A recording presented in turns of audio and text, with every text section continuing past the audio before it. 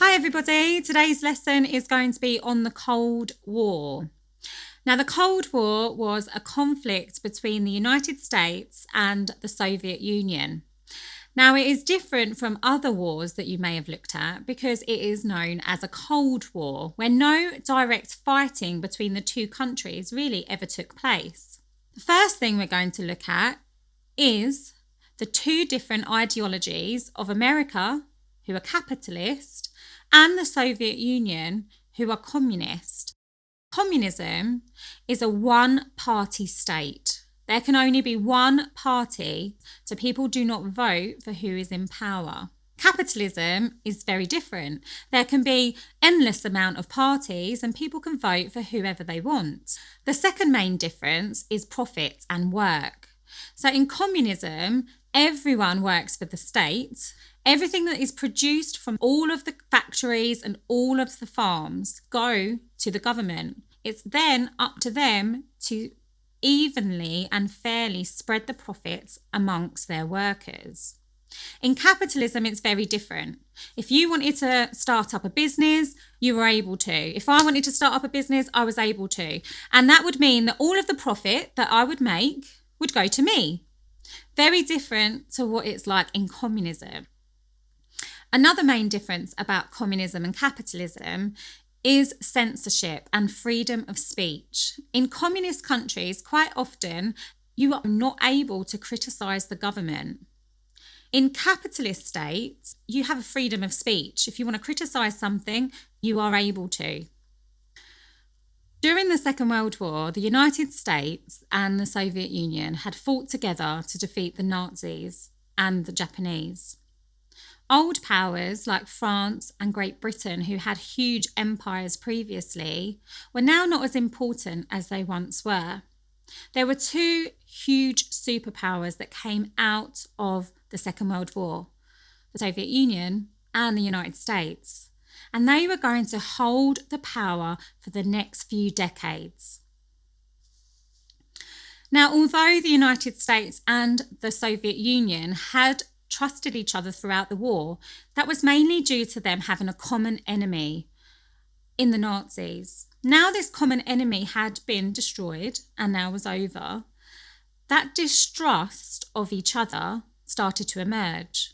Capitalist America thought that the Soviet Union was trying to make the world communist.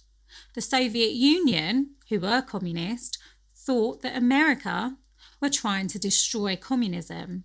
So the Cold War was a conflict through competition, through propaganda, through spies, through different conflicts that did spark up around the world, like the Vietnam War and the Korean War. The tensions mainly came from their mistrust from one another and competition. Who was going to be the biggest superpower following the Second World War? Now, there are two main conferences that happen in 1945 where tensions begin to grow. The first one is in Yalta in February 1945.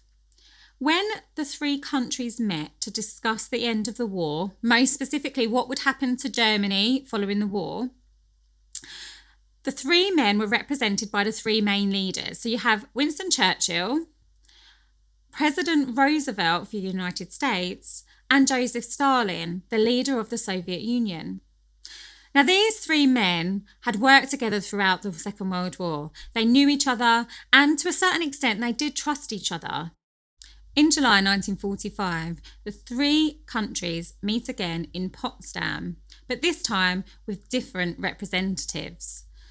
Winston Churchill had been defeated in the election, so was replaced by the Labour leader Clement Attlee. Roosevelt had died and was now replaced with a man called Harry Truman as President of America. Now, Harry Truman was very different to Roosevelt. Not only did he not have the relationship with Stalin as his predecessor, but he was also very anti-communist. And this was very obvious at the meeting in Potsdam. Another very important fact about Potsdam is that Harry Truman, the President of the United States, was fully aware that the United States had successfully tested their very first atomic bomb. the first atomic bomb the world had ever seen. He was now sitting at this conference knowing that America held the most powerful weapon of all time, and therefore he was the most powerful man at that table. When Stalin came to realise this later, he was very angry that Truman hadn't told him about this knowledge. America and the Soviet Union had just fought a war together.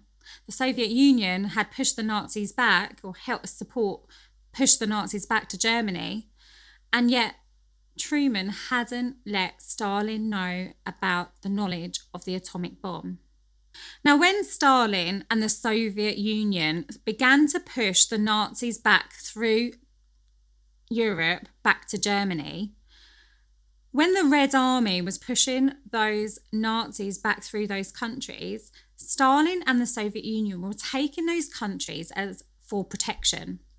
Every country they liberated from the Nazis, they then felt that they should become communist and part of the Soviet Union. Now, Stalin saw this as protection. He saw that as security for the Soviet Union, whereas the United States and Great Britain saw it as warmongering. If you have a look at the map, you will see how many countries became communist following the Second World War. Countries like Poland, Czechoslovakia, Hungary became communist, which really did scare the United States and Britain.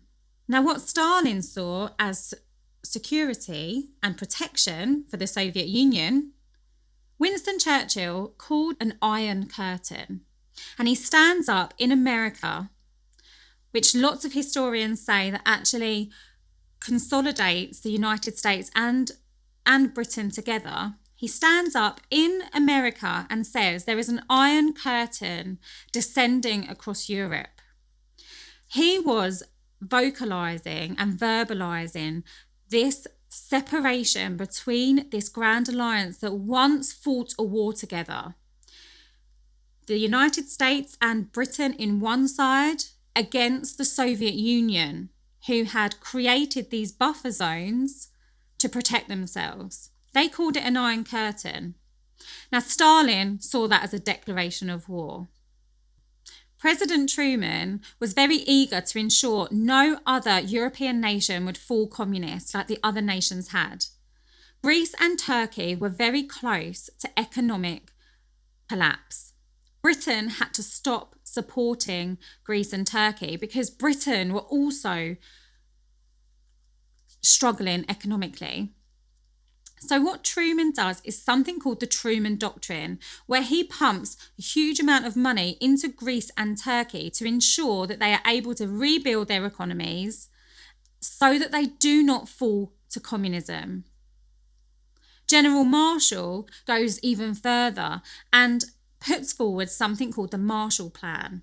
Now, the Marshall Plan was set up to support other nations in Europe, just like the Truman Doctrine had supported Greece and Turkey. The Marshall Plan was agreed through Congress, and as you can see from the chart, it really did support a huge amount of nations. Now, what we've looked at today are the main differences between the United States and the Soviet Union. Communism versus capitalism. Now, the Cold War lasted for decades following this. We've really only looked at a very snippet of the origins of the Cold War. Now, the Cold War is the reason for lots of things that you will have known about. The space race, who was going to be the first man on the moon? Who's going to be the first person in space? The arms race, who was going to have the most powerful weapon in the world? Also, conflicts like the Korean War and the Vietnam War.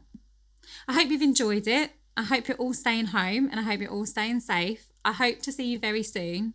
As always, email me if you have any other problems. Thank you. Bye.